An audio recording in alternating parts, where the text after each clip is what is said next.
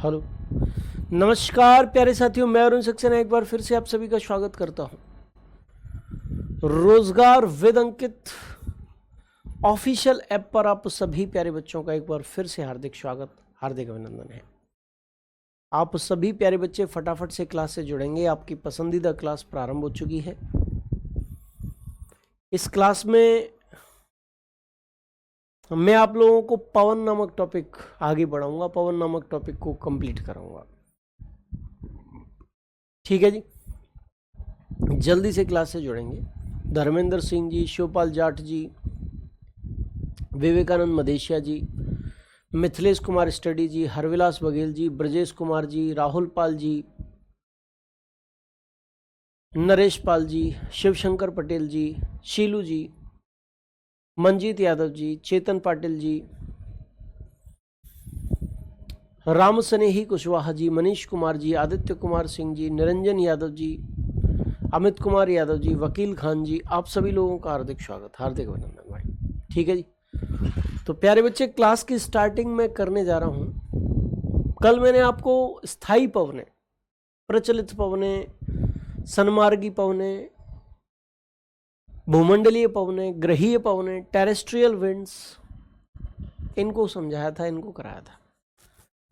वायुदाब क्या होता है, बैरोमीटर यंत्र क्या है, मिलीबार इकाई क्या है, आइसोबार क्या है, तापमान और वायुदाब में क्या अंतर है, नायक नहीं खलनायक हूं मैं, ये गाना भी कल मैंने आपको सुनाया था।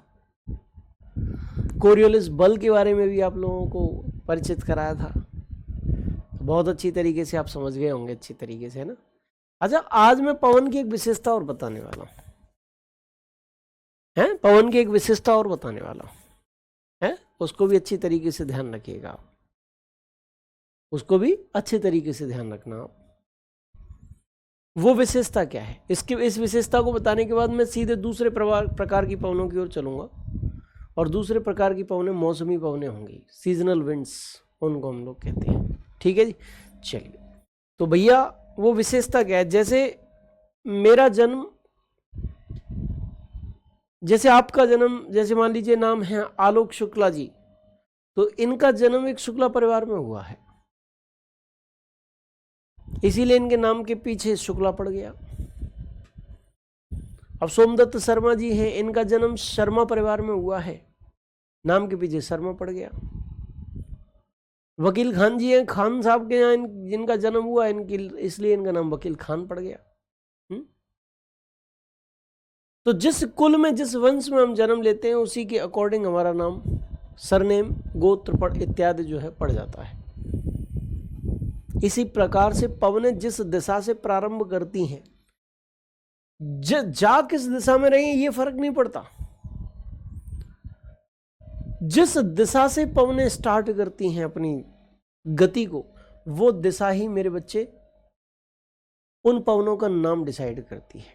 जैसे भारत में ये वाला मैंने आपको मानसून कराया था, और मानसून में भी आप लोगों को समझाया था कुछ इस प्रकार गर्मी के मौसम में मानसूनी पवनें चला करती हैं।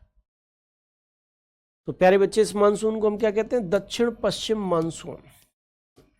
क्यों कहते हैं दक्षिण पश्चिम मानसून, साउथ वेस्ट मानसून इसे क्यों कहते हैं,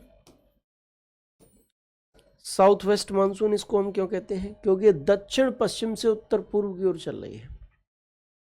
आप लोगों को अभी दिशा का ज्ञान नहीं है, तो इसका दिशा का भी ज्ञान कर लो। इसे हम कहते हैं उत्तर यानी कि नॉर्थ, इसे हम कहते हैं दक्षिण यानी कि साउथ, साउथ, इसे हम कहते हैं पश्चिम यानी कि वेस्ट, पश्चिम यानी कि वेस्ट, और इसे हम कहते हैं पूरब यानी कि ईस्ट। ठीक है जी, पूरब यानी कि ईस्ट। और ये वाली बीच वाली दिशा उत्तर पूरब हो गई, नॉर्थ ईस्ट। ये वाली दिशा दक्षिण पूरब हो गई, यानी कि साउथ ईस्ट। ये वाली दिशा दक्षिण पश्चिम हो गई, यानी कि साउथ वेस्ट। और ये वाली दिशा उत्तर पश्चिम हो गई, यानी कि नॉर्थ वेस्ट। ठीक है जी, तो ये मेरे प्यारे बच्चे क्या हो गई, दिशाएं हो गई। ये क्या हो गई, दिशाएं हो गई। अच्छी तरीके से आप देख पा रहे हैं। ये किस दिशा से चलना प्रारंभ किया है इन्होंने, इस दिशा से, ऐसे जा रही हैं, यूं चल रही है। यानी कि दक्षिण पश्चिम से साउथ वेस्ट से स्टार्ट करके उत्तर पूर्व यानी नॉर्थ ईस्ट की ओर चल रही हैं। किधर जा रही हैं ये कोई फर्क नहीं होता, किधर से जा रही हैं ये फर्क करता है। ठीक है, कहां से जा रही हैं ये फर्क करता है। कल मैंने आप लोगों को कुछ स्थानीय पवन स्थायी पवनों के बारे में चर्चा आपके साथ की थी। स्थायी पवनों का एक इमेज भी आप लोगों को मैंने बना के दिखाया था। ये वाला इमेज था, ये वाला इमेज था, देखो। ओहो, आ जाओ भाई, ऐसा क्यों नाराज हो रहे हो मुझसे भाई? देवता, तो देवता एकदम नाराज हो जाता है यार। ये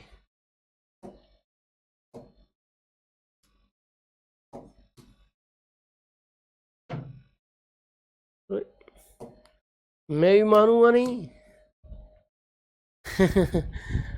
है? ऐसे नहीं होता, नीचे ईस्ट होता। नीचे कहीं ईस्ट, पश्चिम ही तो है ये। अरे दीपक कुमार जी, तुमने तो मुझे ही झुठला दिया, मुझे बेवकूफ बना दिया तुमने, है बेटा। नीतीश गौड जी माइनस मार्किंग है नहीं, आप एक बार नोटिफिकेशन को पढ़ लो, उसमें क्लियर हो जाएगा। या इंफॉर्मेशन वीडियो जो अंकित सर ने इस बैच से संबंधित बनाई हो, उसको एक बार देख लो, वहां क्लियर हो जाएगा। ठीक है जी। तो बच्चों, कल मैंने आपको बताया था कि विषुवत रेखा के आसपास, विषुवत रेखा के आसपास, विषुवत रेखा के आसपास वाला जो क्षेत्र है, ये वाला जो क्षेत्र है, ये क्या कहलाता है? विषुवत रेखीय निम्न वायुदाब पेटी। विषुवत रेखीय निम्न वायुदाब पेटी, equatorial low air pressure belt, इसको हम कहते हैं equatorial low air pressure belt, इसको हम कहते हैं। ठीक है जी।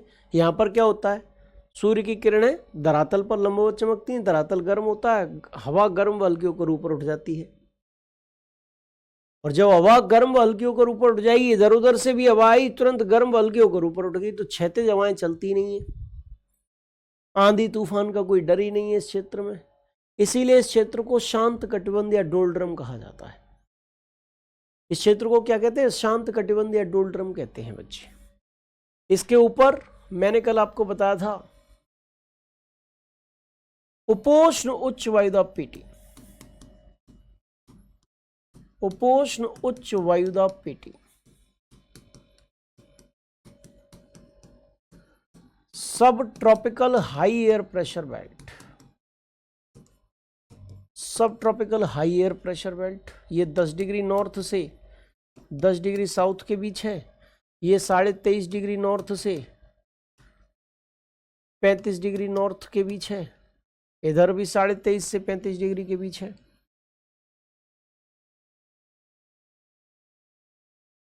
साढ़े 23 डिग्री नॉर्थ से 23.5 डिग्री साउथ से 35 डिग्री साउथ के बीच है।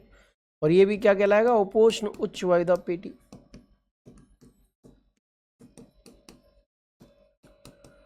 पेटी subtropical high air pressure belt, इसको भी हम कहते हैं।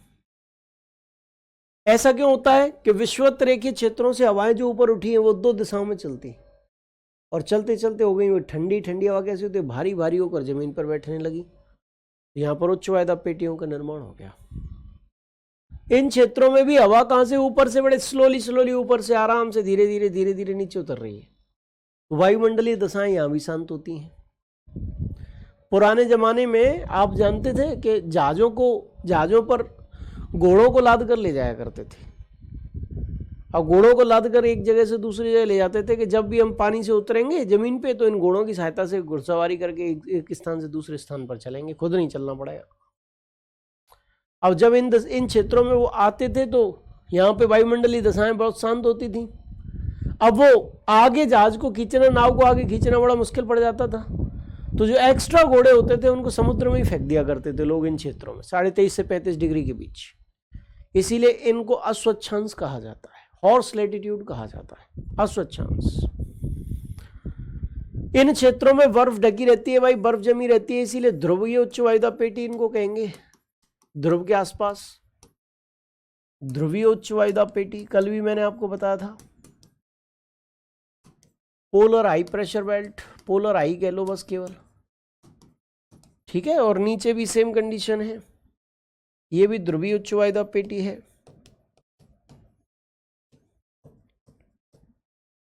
ध्रुवीय उच्च वायुदा पेटी है। पोलर हाई है, ये पोलर हाई ध्रुवीय उच्च वायुदा पेटी। यहां वायुदाब उच्च रहता है, एयर प्रेशर हाई रहता है। अच्छा, कुछ पवने,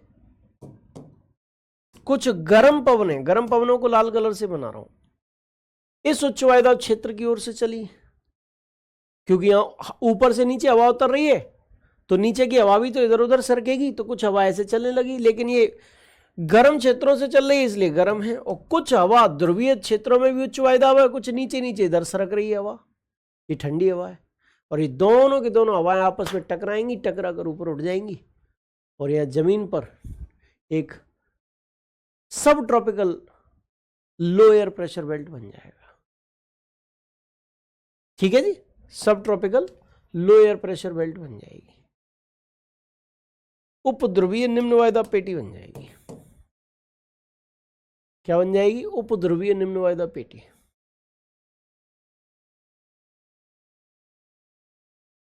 उपध्रुवीय निम्न वायुदाब पेटी।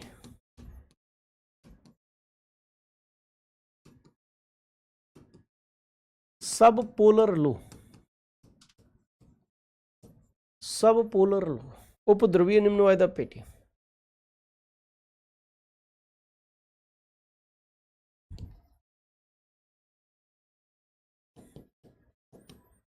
उपध्रुवीय निम्न वायुदाब पेटी,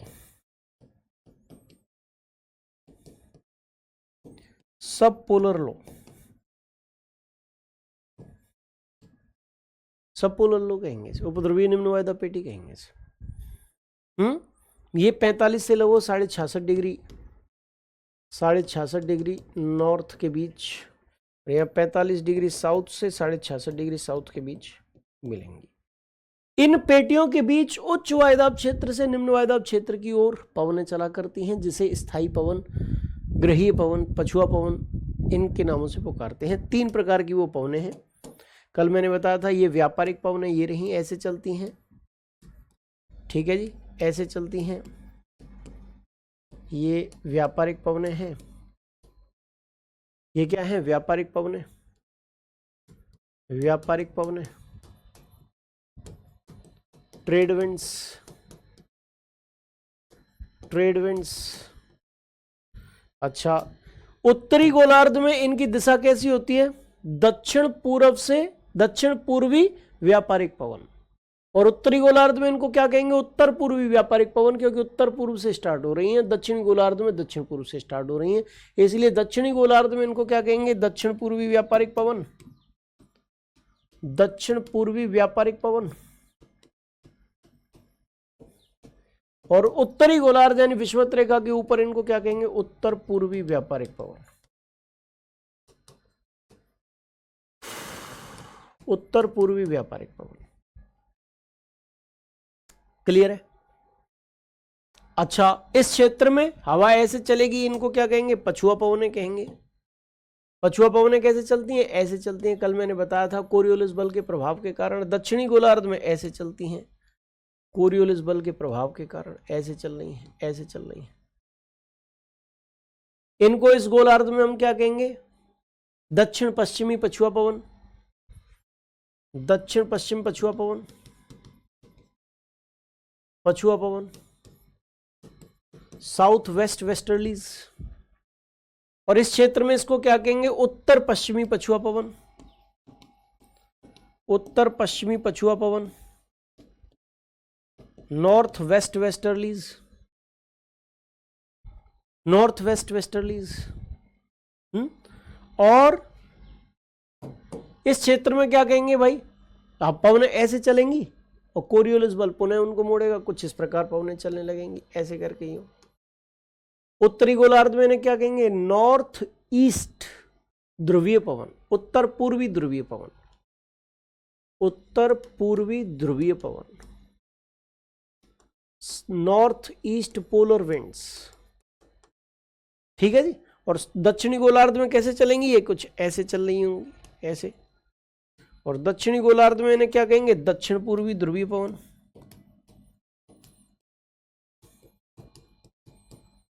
दक्षिण पूर्वी ध्रुवीय पवन, साउथ ईस्ट पोलर विंड, इस नाम से पुकारेंगे। देख लो आप आराम से, आप यहां पर देख पा रहे हैं, समझ पा रहे हैं, क्लियर कर पा रहे हैं। आपने ये टॉपिक पढ़ा दिया था, लेकिन बेटा जो चीज अब मैं बता रहा हूं ना, इन पछुआ पवनों के नाम क्या हैं, उत्तरी गोलार्ध में, दक्षिणी गोलार्ध में क्या है, नदर्न हेमिस्फीयर में, सदर्न हेमिस्फीयर में, वो अभी बता रहा हूं मैं आपको। ठीक है, ये आपकी स्थायी पवन है। लाइव क्लास नहीं देख पा रहा हूं, क्या करूं, रिप्लाई सर। क्यों नहीं देख पा रहे भाई, नायक नहीं खलनायक है सर आप। भाई वाह मंजीत यादव जी, बहुत बढ़िया।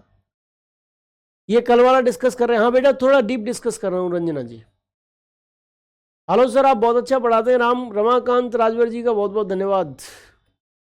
चलिए, तो मैंने कुछ पॉइंट बताए कि इस विषुवत रेखीय निम्न वायदा पेटी को हम क्या कहते हैं, डोल्ड्रम कहते हैं, क्योंकि हवाएं यहां से जैसे इधर उधर से आएंगी, गर्म हल्की होकर ऊपर उठ जाएंगी, क्षैतिज हवाएं नहीं चलती हैं, इसलिए डोल्ड्रम है।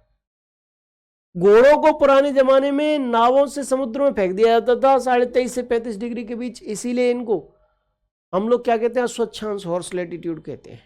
और सुनो, ये जो पछुआ पवने है ना, पछुआ पवने दक्षिणी गोलार्ध में, साउथ हेमिस्फीयर में, ये जो पछुआ पवने हैं इनको हम क्या कह रहे हैं, उत्तर पश्चिमी पछुआ पवन। वेस्टर्लीज, नॉर्थ वेस्ट वेस्टर्लीज, ये जो है ये बड़ी भयंकर स्पीड से चलते हैं, बहुत भयंकर स्पीड से।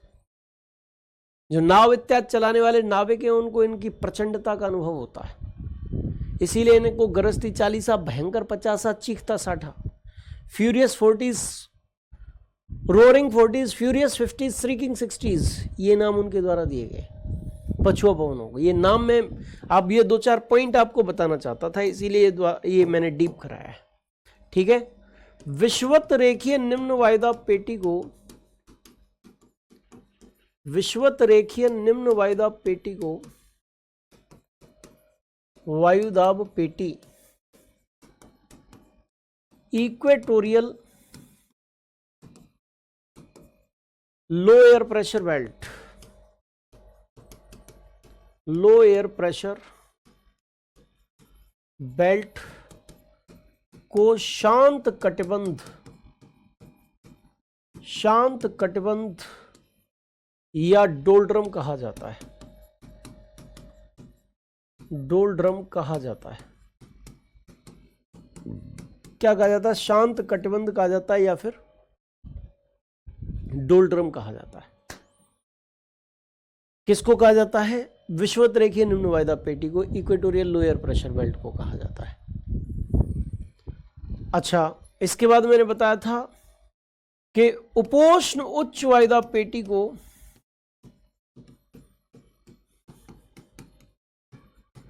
वायुदाब पेटी को सब ट्रॉपिकल हाई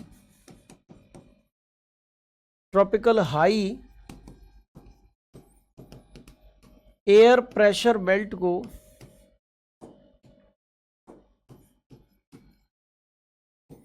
सब tropical high air pressure belt को अश्व अक्षांश, हॉर्स लैटिट्यूड्स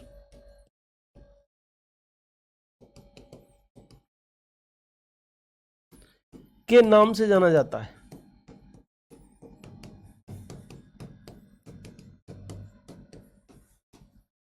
के नाम से जाना जाता है। किस नाम से, हॉर्स लैटिट्यूड्स के नाम से जाना जाता है। किस नाम से? हॉर्स लैटिट्यूड्स के नाम से जाना जाता है, क्योंकि घोड़े फेंक देते थे वो शांत वायुमंडलीय दशाओं के कारण। शांत वायुमंडलीय दशाओं के कारण बेटा, क्योंकि नाव को आगे बढ़ाने में बड़ी दिक्कत होती थी, इसलिए फेंक देते थे। ये नोट करो फटाफट से, इस चीज को नोट कर लो। आगे बढ़ाता हूं मैं, मौसमी पवनों की ओर आपको लेकर चलता हूं आगे। ठीक है जी, सीजनल विंड्स की चर्चा करते हैं।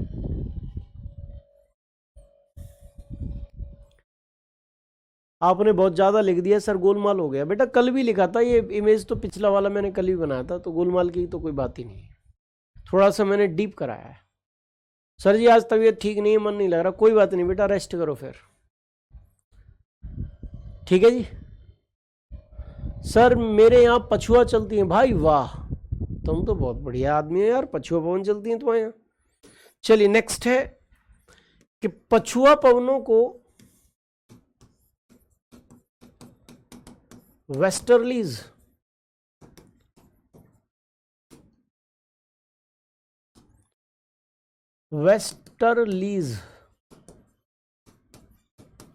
को दक्षिणी गोलार्ध में,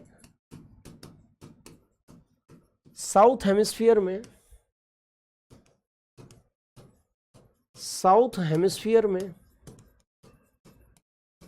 दक्षिणी गोलार्ध में, साउथ हेमिस्फीयर में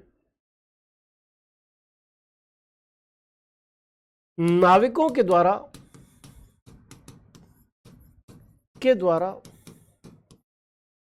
विभिन्न नाम दिए गए हैं, डिफरेंट नेम्स प्रोवाइड किए गए। जैसे 40 डिग्री साउथ अक्षांश के पास इसको क्या कहते हैं? गरजती चालीसा।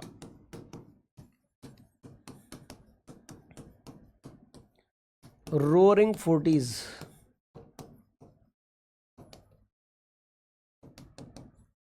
Roaring forties. 50 डिग्री दक्षिणी अक्षांशों के पास इनको हम क्या कहते हैं? भयंकर पचासा,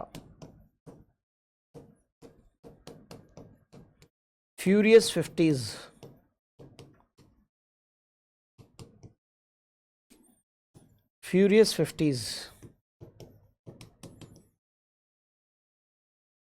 और 60 डिग्री साउथ लैटिट्यूड्स के पास इसको हम क्या कहते हैं? चीखता साठा, श्रीकिंग सिक्सटीज।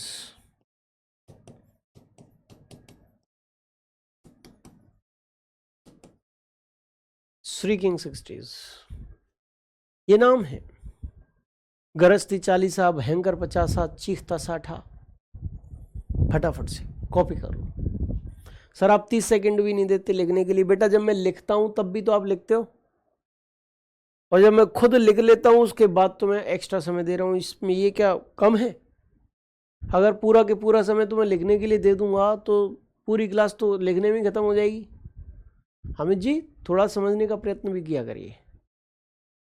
सर जी आप एक नंबर पढ़ाते हैं, नायक नहीं खलनायक हूं। अरे भैया तुम्हें तो यार वही गाना याद आ रहा है।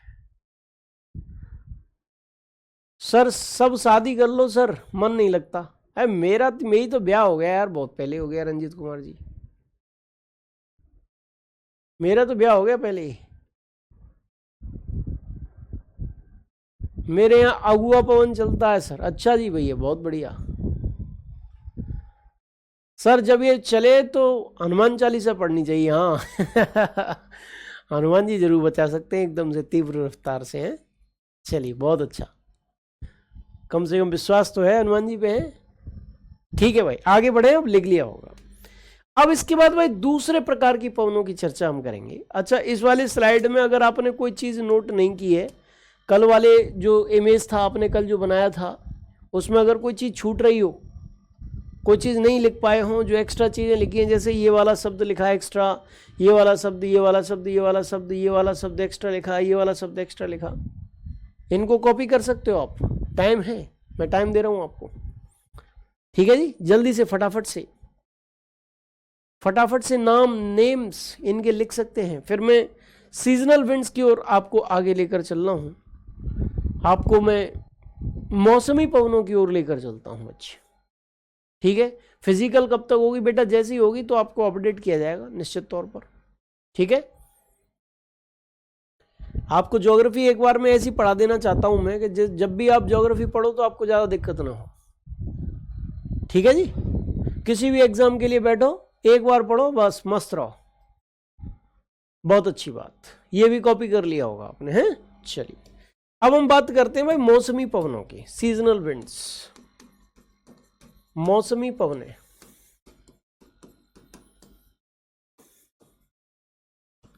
Seasonal winds. मौसमी पवनें यानी कि सीजनल विंड्स, ये क्या चीज है?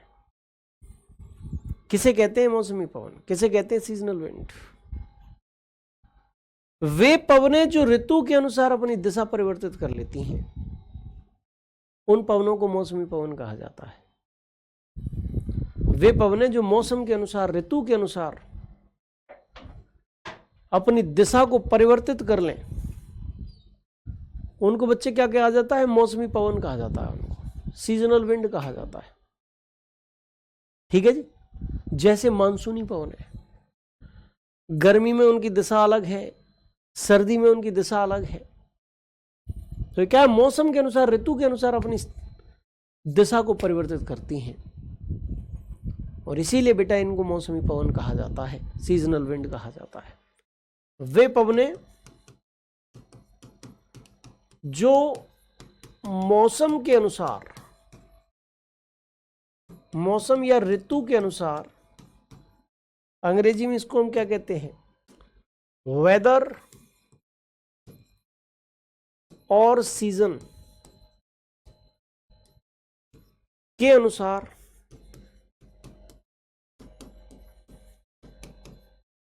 अपनी दिशा परिवर्तित कर लेती हैं, अपनी दिशा परिवर्तित कर लेती हैं, मौसमी पवनें। मौसमी पवनें सीजनल विंड्स कहलाती हैं।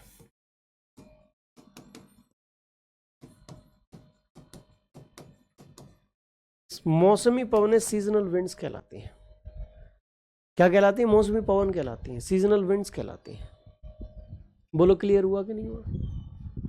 ठीक है जी। जैसे मानसूनी पवनें, जैसे मानसूनी पवनें,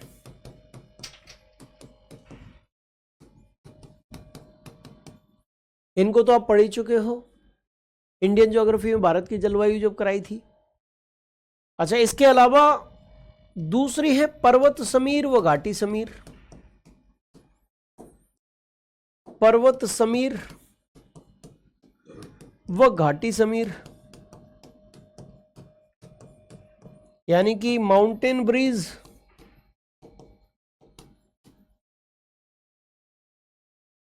एंड वैली ब्रीज।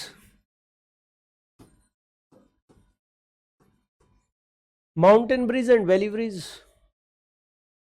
और तीसरी है आपकी, तीसरे प्रकार की है स्थल समीर व समुद्र समीर।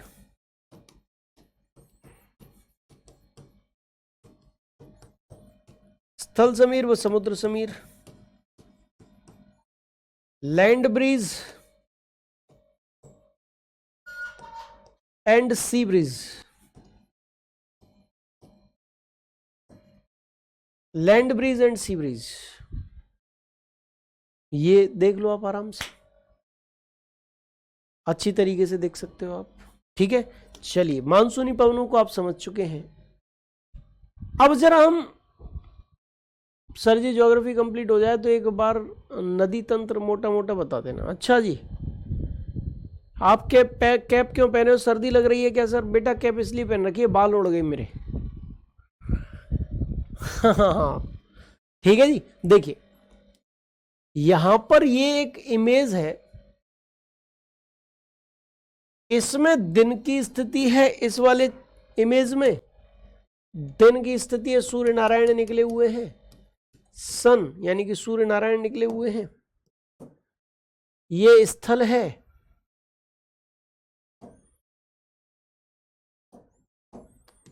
ये स्थल है, स्थल, और इधर जलीय क्षेत्र है।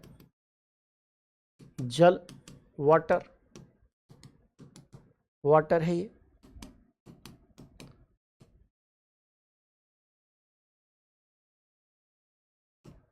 ये वाटर एरिया है, ठीक है जी,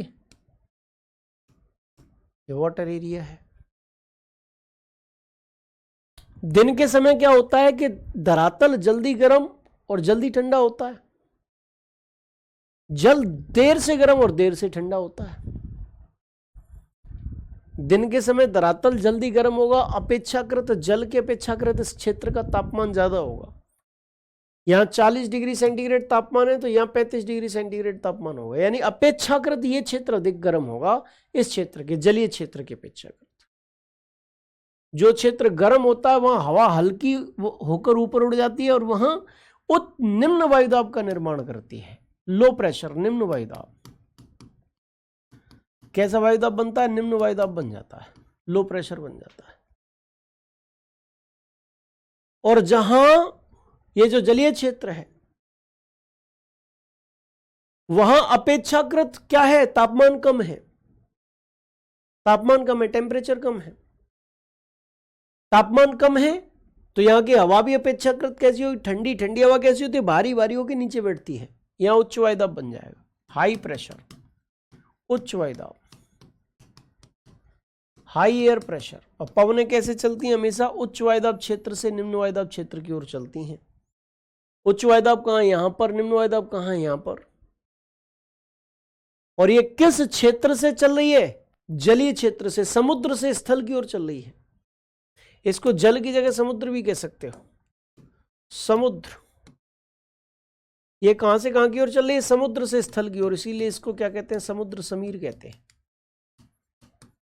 सी ब्रीज इसको हम कहते हैं। इसको हम क्या कहते हैं? सी ब्रीज कहते हैं, समुद्र समीर कहते हैं इसको। बोलो इसको क्या कहते हैं? समुद्र समीर, सी ब्रीज इसको हम कहेंगे। क्लियर हुआ कि नहीं हुआ? सी ब्रीज है ये। अच्छा, इस इमेज में देखो आप, ये चंद्रमा है, मून, चंद्रमा। और यहां पर भी भैया रात्रि की स्थिति है, बदलाव इतना आया है बस। ये स्थल है, ये समुद्र है, ये समुद्र है, ये स्थल खंड है, ये स्थल और समुद्र। चंद्रमा ये रहा, मून। अब भैया मेरे बच्चों एक चीज बताओ आप, कि रात का समय है, स्थल जल्दी गर्म हुआ था, रात में जल्दी ठंडा होगा, यानी कि अपेक्षाकृत ठंडा स्थान होगा ये रात्रि के समय में। दिन में समुद्र देर से गर्म हुआ था, रात्रि में देर से ही ठंडा होगा, यानी अपेक्षाकृत ये क्षेत्र गर्म होगा।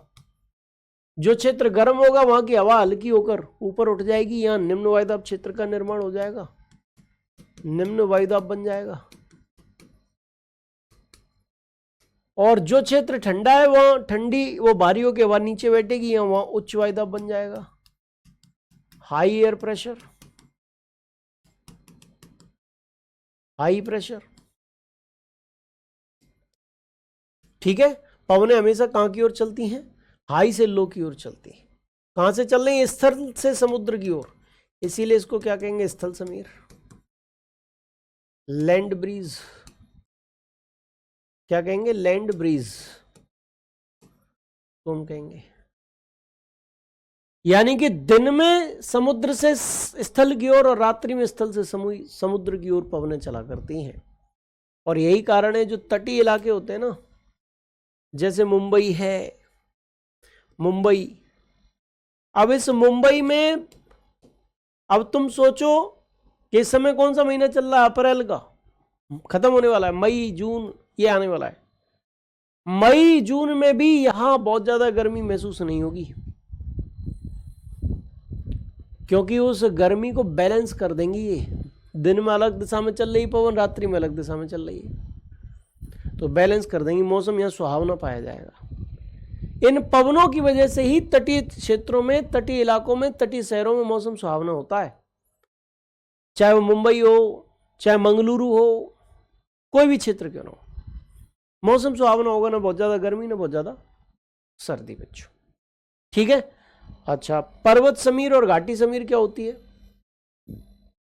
वो भी वही स्थिति होती है।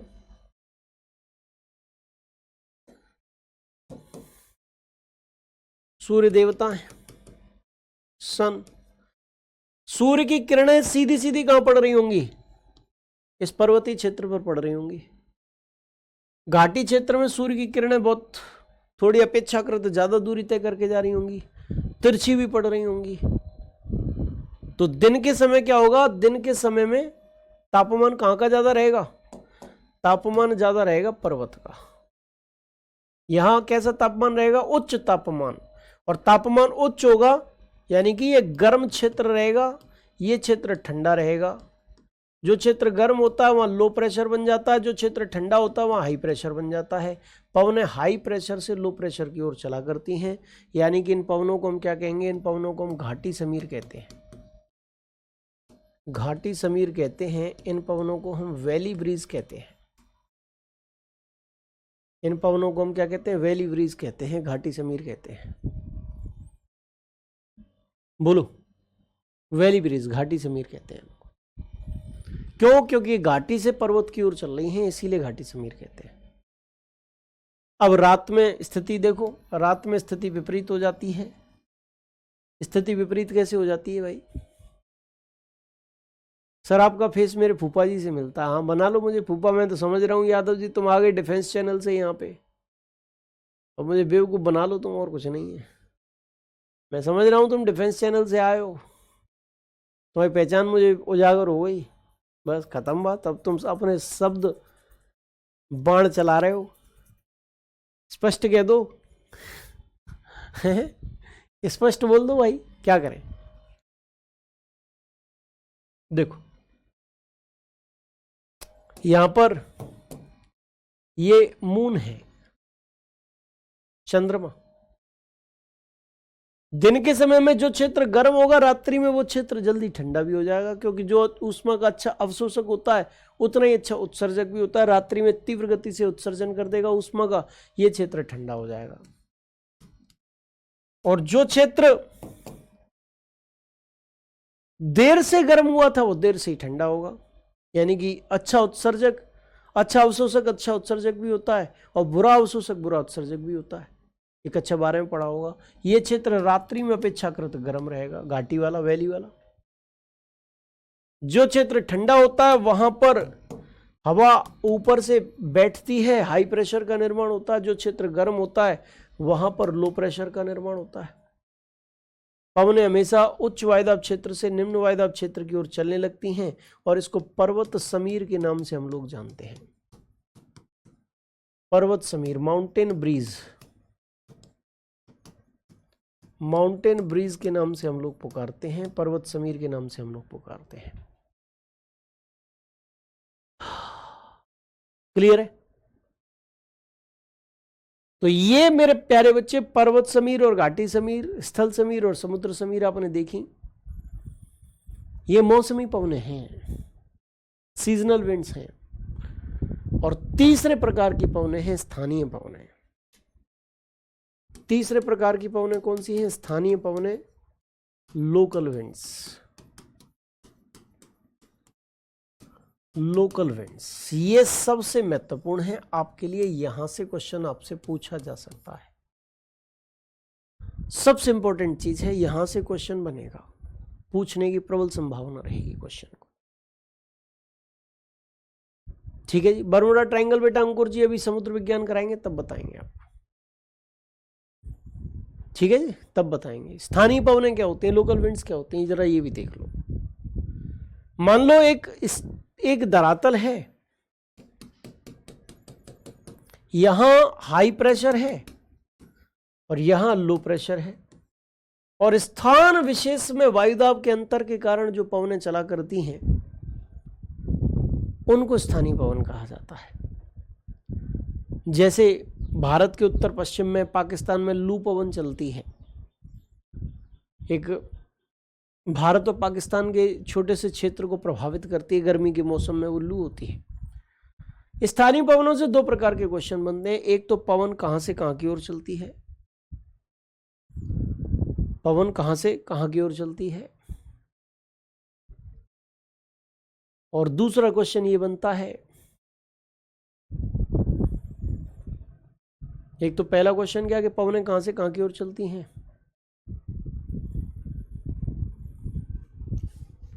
और दूसरा क्वेश्चन क्या बनता है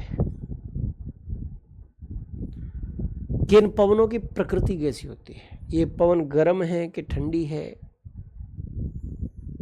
ये कैसी पवन है, ये क्वेश्चन बनता है। गर्म पवन है कि ठंडी पवन है, ये क्वेश्चन बनता है। बोलो क्लियर है, समझ में आया? ठीक है जी। तो दोनों ही एंगल से मैं इस चीज को कंप्लीट कराने वाला हूं। सबसे पहले कुछ महत्वपूर्ण पवनें हैं जिनसे क्वेश्चन आने की संभावना रहेगी, और महत्वपूर्ण पवनों को मैं कराऊंगा। तत्पश्चात उसके पश्चात मैं आप लोगों को एक टेबल भी प्रोवाइड करा दूंगा कि भाई ये टेबल है, इसका स्थान ये है, प्रकृति ये है, नाम ये है पवन का। ठीक है, ऐसे टेबल भी करा दूंगा। अच्छा, तो कहने का तात्पर्य बड़े आराम से समझते चलना आप लोग। ये यहां देखो, ठीक है, स्थानीय पवन है। सबसे पहले स्थानीय पवन होती क्या है, जरा ये देखिए। किसी स्थान विशेष में प्रचलित हवाओं के विपरीत, स्वभाव में विपरीत चलने वाली विशेष प्रकार की हवाओं को स्थानीय हवा कहा जाता है। प्रचलित पवन कौन सी है? जो स्थायी पवनें होती हैं, जो सालों भर एक ही दिशा तथा मार्ग का अनुसरण करती हैं। उनके विपरीत हो सकती हैं स्वभाव में, नेचर में। हो सकता है वो ठंडी हो या गर्म हो,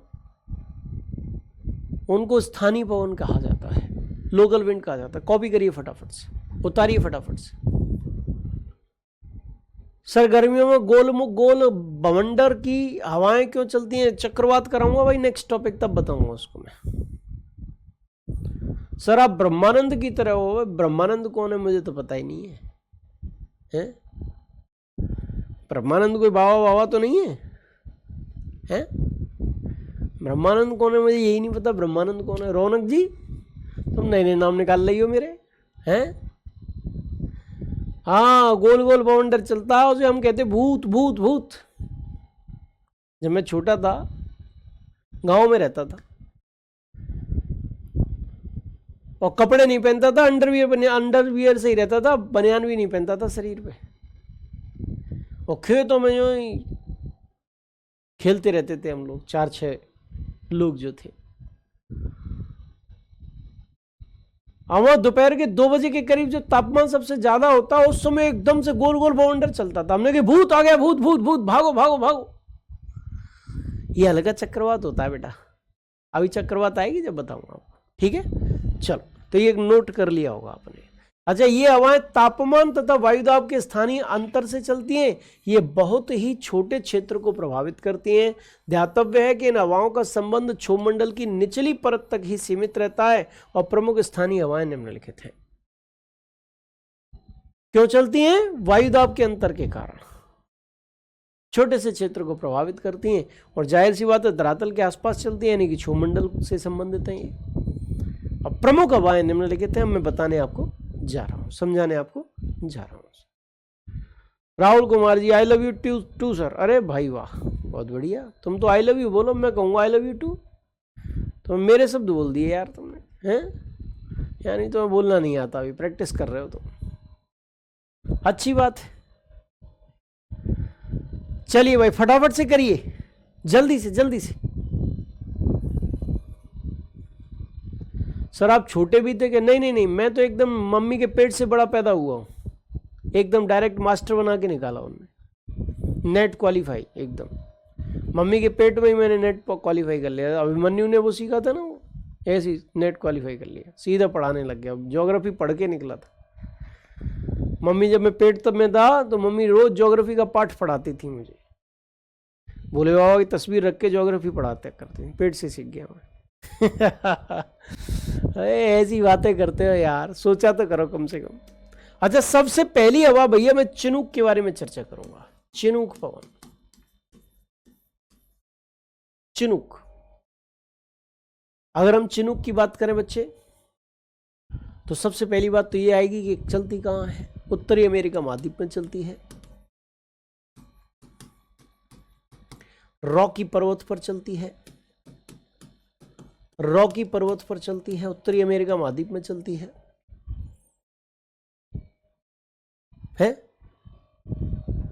अच्छा मेरे बच्चे, ये जो चिनूक पवन है कैसी पवन है? गर्म हवा है, गर्म व शुष्क है, वार्म एंड ड्राई। इसको एक विशेष नाम से पुकारा जाता है, स्नो ईटर। क्या कहते हैं? स्नो ईटर कहते हैं इसको। बर्फ भक्षक, हिम बच्छी है, हिंदी में क्या कहते हैं? हिम बच्छी, हिम हरणी, हिम भच्छी इत्यादि नामों से इसको पुकारा जाता है। क्यों कहते हैं ऐसा?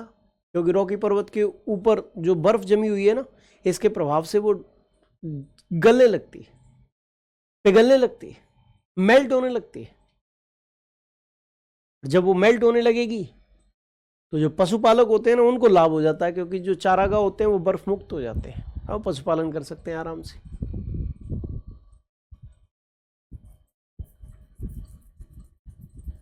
ठीक है जी। तो ये कुछ पॉइंट्स हैं।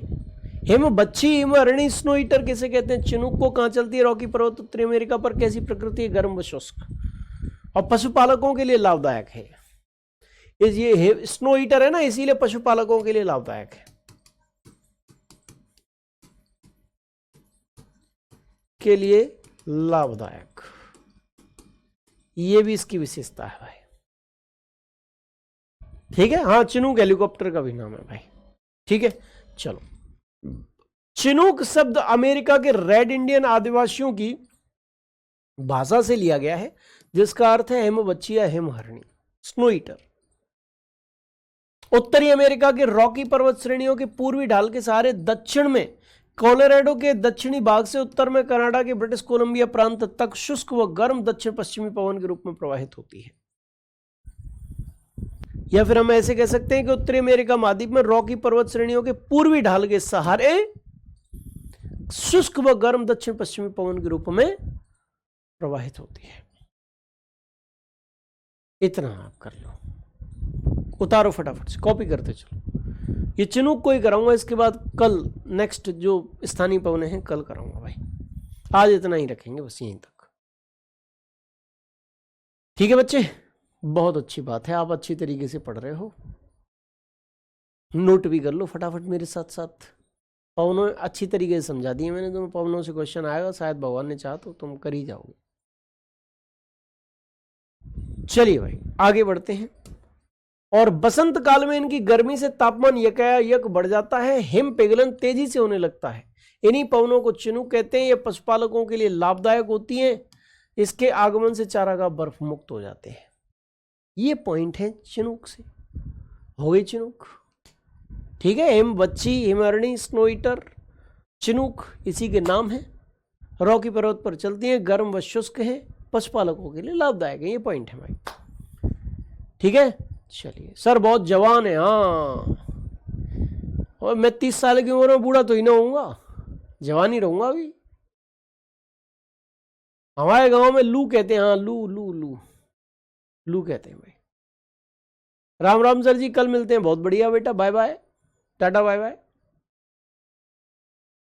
सर आपसे मिलना चाहते हैं, आ जाओ भैया नोएडा, स्टूडियो पे आ जाओ, ऑफिस आ जाओ, मिल लेना। ठीक है, हाँ। चलिए भाई, अब इस क्लास का समापन करते हैं। अच्छा रोहित कुमार जी, इस गरीब का भी नाम ले लिया करो। मैं तो तुम्हारे नाम से मुझे पता चल रही नहीं तुम गरीब और अमीर कौन है, इसीलिए तो नाम ले रहा हूँ। अमीरों को छांट छांट के गरीबों को छोड़े दे रहा हूँ। ए मूर्खो, जिसका नाम आ जाएगा उसी का ले लूंगा। इल्जाम लगाने में माहिर हो। चलो कल मुलाकात करेंगे। जय हिंद, जय भारत, जय महाकाल।